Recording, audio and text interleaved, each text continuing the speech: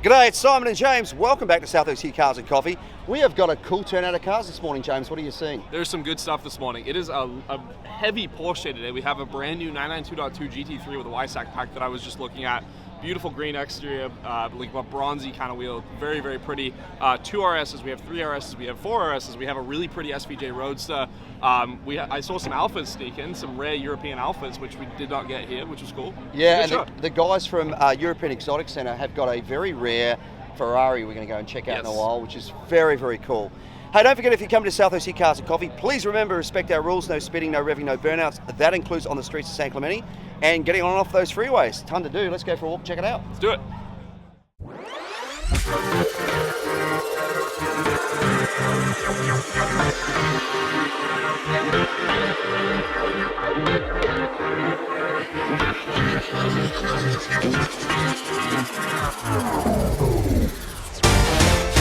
We are starting off the exotics road with something a little unorthodox. This is a beautiful 997 GT3 Cup car. So not street legal. I believe the gentleman trailered it, or at least I hope he trailered it in and brought it to the show. And it is so cool seeing this car in person. Beautiful white finish. You can see the full gutted interior. It literally is a full race car from directly from Porsche. Quick release steering wheel. You can see the induction for the intakes in the back. Full system up here in the front. God, this is so cool. Love these crazy wheels. These BBSs, factory wheels as well. Massive aero on the back. Just such a cool car to see here at Southwest Cars and Coffee.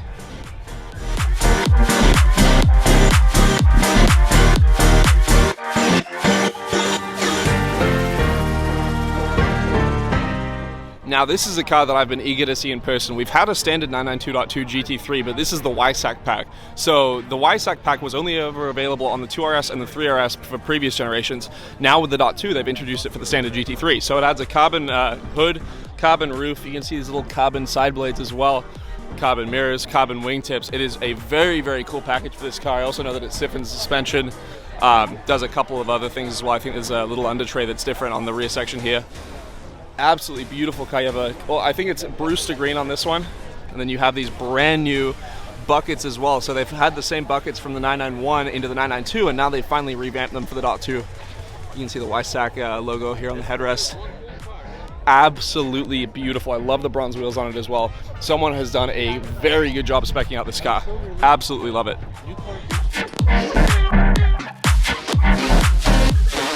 It seems as though it's the day for the 992.2s. Here we have a brand new one as well. I've never seen this color before. It's like a lighter Oslo blue. You can see the beautiful cognac interior on this. Very, very understated spec. PDK in this, the 8-speed. You can see the revamped rear end of the 992.2. I do really like this color. This is something that I would expect to see on like a 911 ST or something similar. I mean, any version of 911, this paint color just suits it so nicely. Nice 10-spoke wheels. Just a very simple but, clean spec on this. Someone's done a good job with it. Very, very nice. Here we have the new versus the old NSX. So the Acura branded for the US. Very, very pretty metallic red here. Nice wheels on it as well. I believe this was a V6 hybrid, 9-speed automatic. Has very, very nice lines on it. Someone's done a massive APR wing on this thing. Very, very cool. And then next to it you have the absolutely timeless classic NSX. So pretty. Originally made as a Honda, but imported as an Acura for the United States. This thing was such a blast as well. Mid-engine, manual gearbox. A lot of people ended up supercharging these actually. You can see the engine through the back here.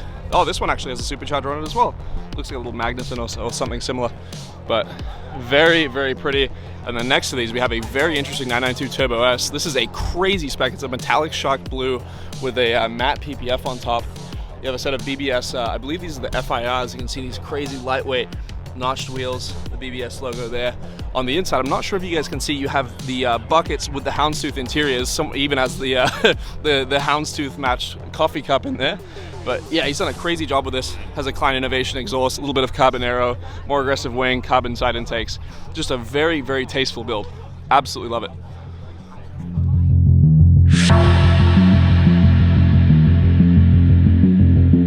Here we have a beautiful Pista Aperta today.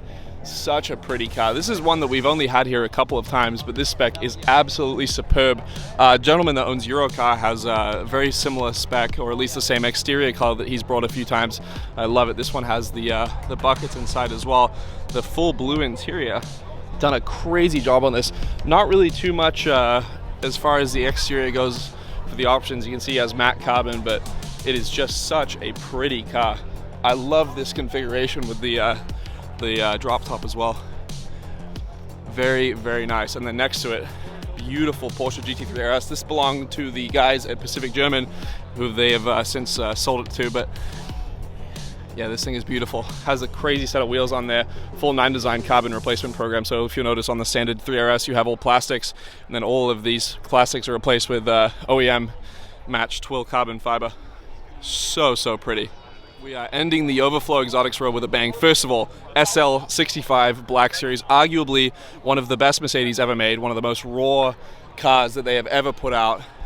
Beautiful styling. I just cannot get over this car. Look at how much wider the hips are on this than the factory SL. It is so, so crazy. Bi-turbo V12. I believe it's a 6-speed or 7-speed automatic. Active aero. This wing actually comes up out of the rear and recesses at speed. God, this thing is absolutely beautiful. And then next to it, we have an Aventador SV Roadster. Beautiful set of 5-spoke wheels. I think this has a brilliant exhaust on it as well. So pretty. Love this. I think this is the Rosso Mars. The Roadster on the Aventador SV just works so well. He has the comfort seats as well, which is definitely the move for the Aventador, just given how rough these cars are and how raw they are to drive. Next to it, we have Vlad from LNC with his LP610 that he's converted to a Technica. This car was actually crashed, and the guys over at LNC have expertly restored this to what it used to be once from the factory, and then added a body kit, wheels, carbon fiber to it. And then next to it, we have Ryan Edge with his beautiful 600 LT. This thing is absolutely crazy. So he's done a full Darwin Pro kit on it, big turbos, makes a little over 1,300 horsepower, fully built motor, fully built trans, BBS FIRs. I mean, he's done a really good job with this. Has the P1 buckets as well, so it's a really proper spec. Absolutely love it. What a way to end off the exotics row.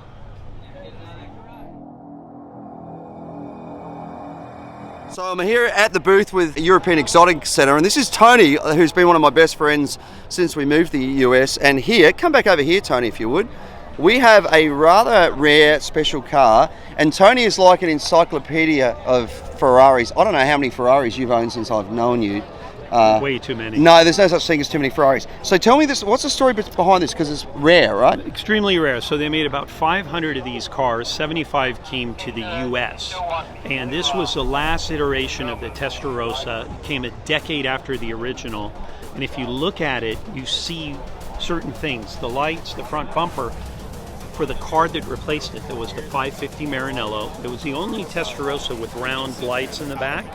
And it had the wheels from the Mythos show car that went on there. But what they did with this car was everything was lightened. It was, even though it's lightened, everything's very refined. It drives much, much nicer than a regular Testarossa, a little bit better than a 512 TR. And at the time, a lot of people didn't know, but the reason it even came out was because the Maranello wasn't ready, but Ferrari had it ready.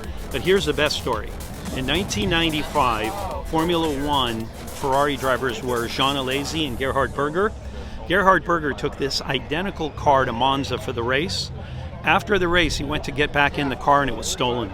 Oh no! Yeah. Did they ever recover it? I believe they recovered it later, but it has a different hood, it has a different front bumper, the wheels are different, the body's different, but underneath it's different.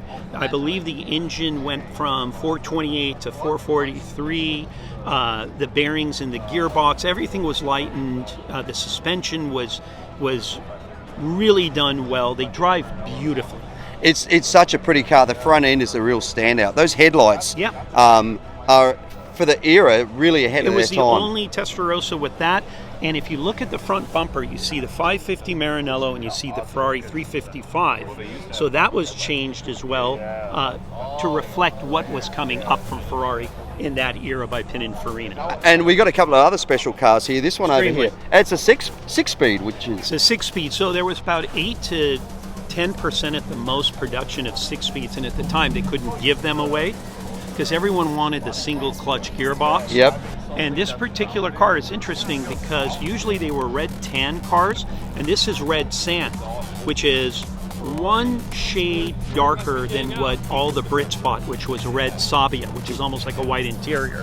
This is Tony. He's one of my best friends. He's an Encyclopedia Britannica of... Well, we've known each other a long time. We have. In fact, Tony and I met because he'd just taken delivery of his MP412C. Correct. And I followed him down the road until he pulled into a parking lot so I could look at the car, because I'd never seen a McLaren in the flesh before when we first moved here. Mate, hey, thank you for your knowledge. Absolutely, and thank you for all the hard work you and your family have done for the show. It's just an amazing thing, and I hope it lasts for a long, long time. And you're one of my best friends. You never forget, and you always think of all of our friends when it's their birthdays or whatever comes around. Thank you, mate. Thank Absolute you. pleasure. Absolutely.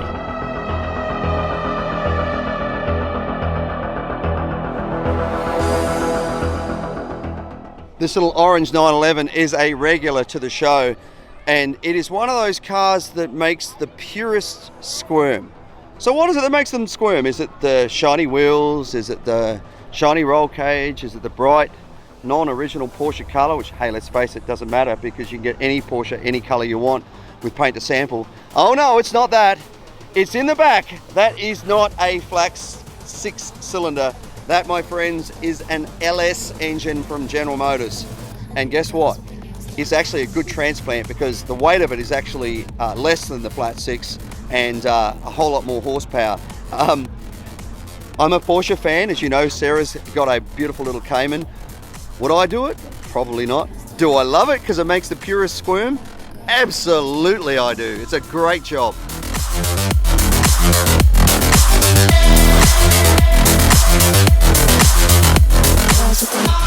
Oh man, this little Porsche Targa is just beautiful. Look how clean that engine is in there. Love the original numbering on the spark plug leads, the original decals and everything on this thing. Super clean. This is a soft window Targa from late 60s, I believe. 68, 911L. Love the color. And one of the things I love about these early 911s too is the chrome down here.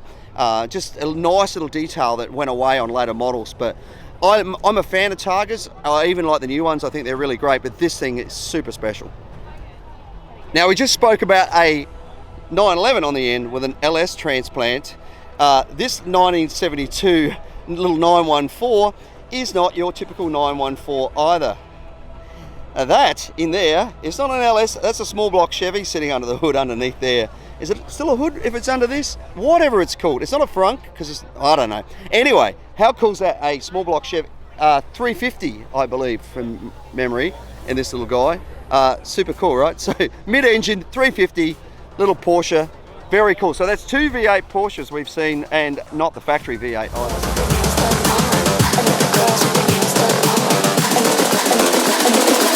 I think the girls with their nails done now. The cute little Alfa Romeos here. Neither of these models were sold in the US. I remember from Australia. This is a Brera over this side, GT over that side. The front of this, the headlights, especially the foggy headlights, doesn't get me so excited. But this, I think the front of this thing, which is really similar to what they had in, I think the model was a 156 that had the similar sort of headlights. It's got a mean looking as it looks like it's scowling at you. And then that signature Alfa Romeo grille on the front. The other nice thing about this car, it's got that signature look of wheel design that Alfa's had through this era. Very appropriate sitting on the side. Super clean little car, stick shift in there as well, and a really nice little back end on this thing as well. Oh, hello. I nearly walked past this little MG GT until I noticed, the first thing I noticed was that the SU carburetor wasn't sitting straight out the side of it like it should be if it had a single SU on it. Look at that. It's running a little tiny supercharger on it, and super clean as well because the manifold and everything was obviously made to be there. Factory supercharger. No, that was added as a Moss supercharger from what I understand. I didn't do the car. I just bought it 3 weeks ago, so, you know, this is what we see. It's super cool because, this part of it here, this is obviously, if this is aftermarket, which is the plenum that the supercharger bolts onto, everything looks like it's straight from the factory, which is why I asked, doesn't it? I was told that it was a Moss supercharger. Yeah, I mean, it's probably aftermarket, but like a lot of superchargers, belt-driven, down underneath, there's a little belt, little tension in underneath. Interesting thing, it's a little sophisticated, so there's actually a little vacuum actuator on there, which would do a bypass to eliminate boost when it's on idle until the vacuum goes away. But super cool. Make it a little bit more sprightly than before. It is quick. I also have a 73 Yep. Roadster, Yep. and it's quite a bit quicker Yeah. than the other car. Yeah, Yes. well, of course, the good thing about a supercharger is instant boost, instant power. There's no lag like Correct. on a turbo. Really cool to see. I love how factory it looks, and looks like somebody's hammer tone painted that, because they were typically a green color from Correct, memory. correct. And that's somebody's obviously done that to make it part of the kit. Very cool. Thanks for bringing it out. Thank you, sir.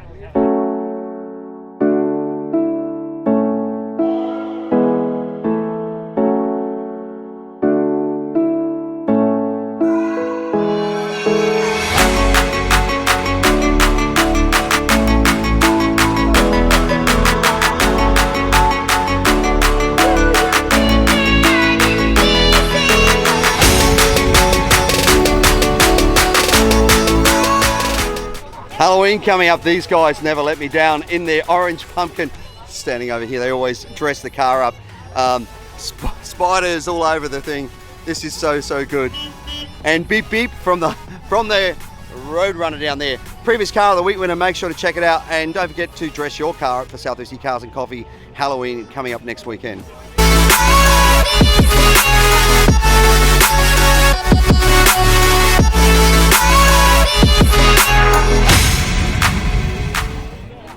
'72 Mustang Sprint convertible here. Love this sort of period correct color scheme and these wheels. Just something about this era. Look at that. It's got the National Cherry Blossom Festival official car on the side. Isn't that great, seeing something that's been kept like this, a time capsule of this era. Seeing the little Suzuki next to the G-Wagon, you can see why in Japan these days there is a little bit of a cult following where they actually make body kits for the Suzuki to make them look like a Brabus G-Wagon. You can tell why. Actually, this is beautiful, don't get me wrong. Lovely carbon fiber and stuff on it. But this thing's super cool, is that somebody's restored this back to its original look, including the fact that it's actually right-hand drive, so it's probably Japanese delivery as well. Super cool, right?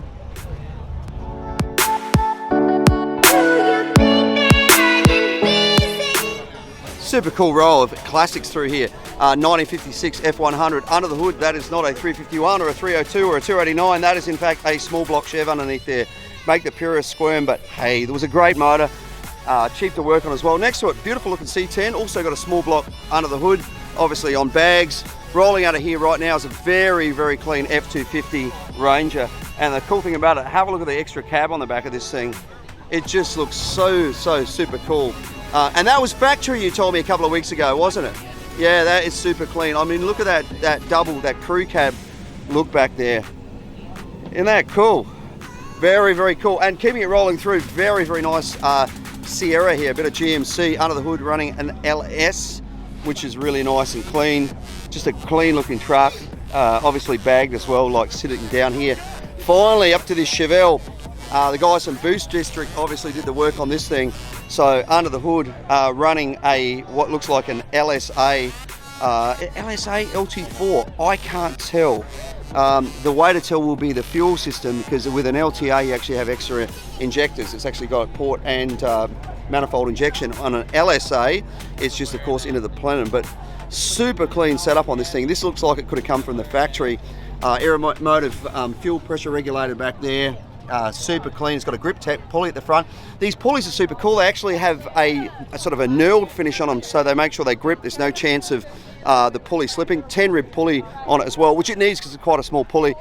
Really nice looking weld. Just a great looking car.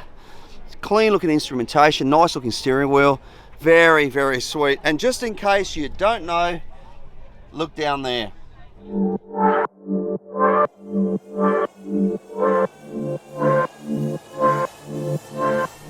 So this is cool. E-Type Jag, beautiful V12 model, wire wheels. Look at the 6 downdrafts on it. Now the funny thing is, we had a car here last week, which this is British Racing Green. We had one here last week that was black, that had basically the same engine, and I thought at first, in fact that's going to be this week's car of the week, I thought at first this was the same car until I saw the wheels. The one that was here last week had the factory racing aluminum wheels with the bolt-on knockoff, whereas I noticed this had wire wheels, and of course this is British racing green, but from a distance it looked black. But a great car. Most of them, of course, the E-types would have this inline 6. The V12 was what you really wanted, but super nice looking car. I just love this era of E-type. As Enzo Ferrari so accurately said, the most beautiful car in the world, and you can see why he thought that. This is just wonderful.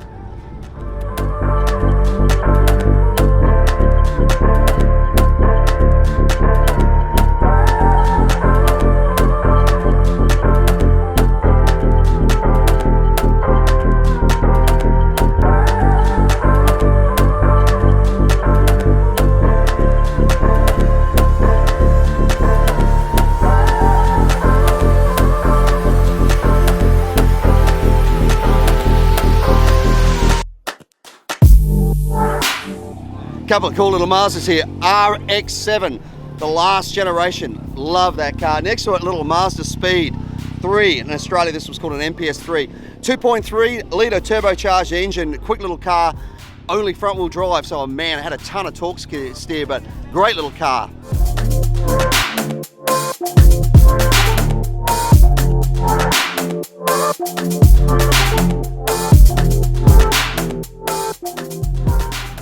So everybody asked the question, why are these early NSXs so quick against the other supercars? Well, here's the answer under here. It was like the little Hot Wheels car. You'd wind this up right here, wind it up nice and tight. That would get the rubber band really tight. And then when you let your foot off the brake, the rubber band will let go. That doesn't sound very true, does it? Hey, look in the back here.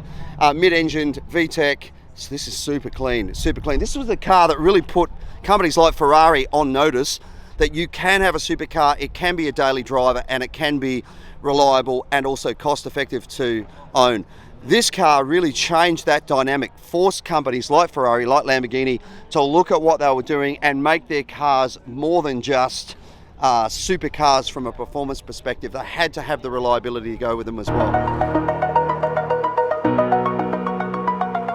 Not your average 1982 Starlet. I don't know what quite gives it away. Is it the wheels, which I don't believe they are within the wheel arches, and if that one looks bad, have a look at the back through there. Interior full aluminum through there. Looks like a sequential shifter. We'll look at what that is being powered by that in just a moment. Under the hood, in fact, you can see the back of it sitting right back. There's an LS underneath there, set right back. Interesting push rod suspension over here. Really beautifully fabricated control arms and wishbones and everything else on the suspension. Lovely looking front chassis on this as well, subframe. Coming around the side, roll cage integrated through here, back around into the back as we come around here. The radiator's actually here in the back, not at the front. Fuel cell as well. Super clean. Obviously they're going to pump air through there. Once again, look at this push rod suspension. The last time I saw suspension sitting there like that, it was in the GTD when we had here a few months ago. Same thing. Look at this all through here. This is a very clean, very professional looking build. I can't wait to see when it's done. I hope they bring it back. Very nice.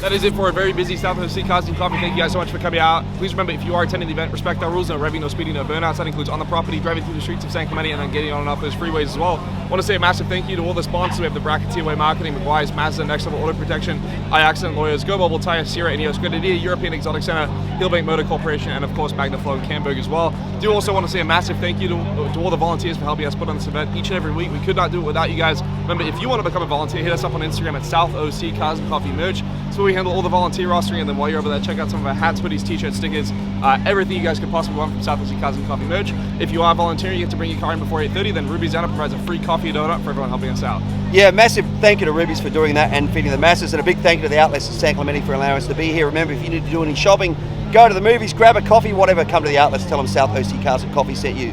Well, that is it. Thanks so much for watching. Don't forget to like, comment, and subscribe. See you back here next week for another South OC Cars and Coffee. Thank you guys.